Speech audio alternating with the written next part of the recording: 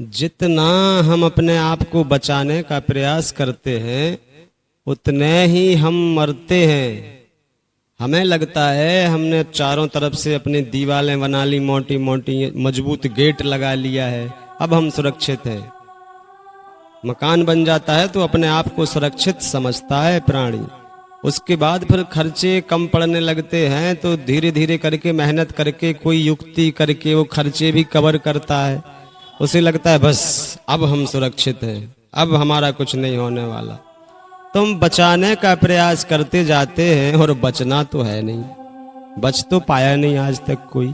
और जिसे हम बचाने का सारे जीवन भर प्रयास करते रहते हैं उसका नाम अहंकार है, जिसे एक दिन मिट ही जाना है। बचने का काम ही नहीं है उसका, कैसे बच सकता है भाई। सबसे पहले ये शरीर मिलता है, जैसे ये शरीर आता है और ये अहंकार यहीं से शुरू होता है, शरीर से ही शुरू होता है अहम। शरीर मिला और शरीर के तुरंत बाद शरीर का नाम रख दिया गया। ये समझ लो ये अहंकार का नाम रख दिया, जो भी नाम रखा गया है। तो इस अहंकार को हम सारे जीवन भर इसकी रक्षा करते हैं, इसको बचाते हैं और अंत में ये मिट ही जाता है।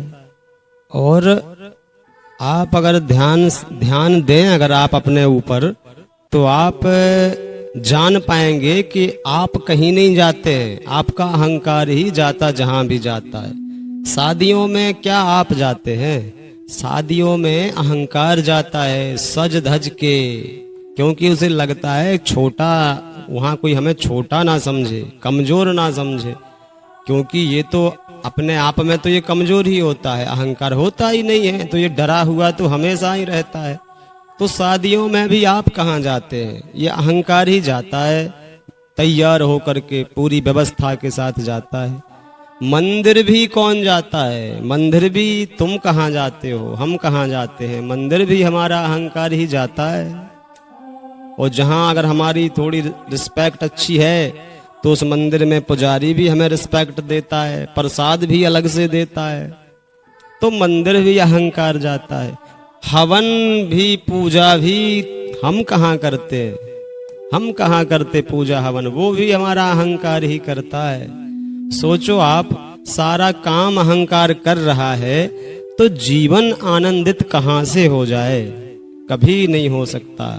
जब हम आत्मा में जीते हैं, आत्मा की आज्ञा का पालन करते हैं, उस जीवन को कहते हैं आनंद में रहना। वो आनंदित जीवन है जो आत्मा से निकला है, जो आत्मा से निकले आदेशों का पालन जो करे वो सत्य में जीता है, वो आत्मा में जीता, उसे अमर भी कहते, वही अमर है। और ये सारी चर्चा का जो सार है वो मैं आपको बता दूं, ये अहंकार जब तक ही रहता है जब तक हमारे अंदर अज्ञान है। अज्ञान का ही नाम अहंकार समझ लो, अज्ञान ही अहंकार है। जैसे ही अज्ञान हटता है, ज्ञान प्रवेश करता है, अहंकार अपने आप मिट जाता है। और उसी ज्ञान की तलाश ही ये मानव जीवन का एकमात्र लक्ष्य होता है। इसीलिए ये हमें जीवन मिलता है। हम अज्ञानी पैदा होते हैं, हम अज्ञानी पैदा होते हैं, अहम वृत्ति हमारी जन्म लेती हमारे जन्म के साथ।